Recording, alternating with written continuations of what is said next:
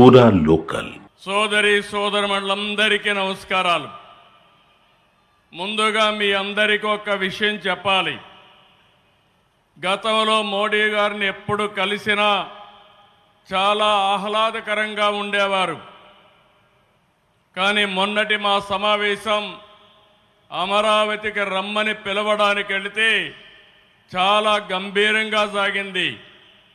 దీనికి కారణం, ఏకైక కారణం, ఉగ్రవాదుల దాడిలో నా దేశ ప్రజలు ప్రాణాలు కోల్పోయారనే ఆవేదన మోడీ గారిలో నేను చూశానని చెప్పి మరొకసారి విజ్ఞప్తి చేస్తున్నాను.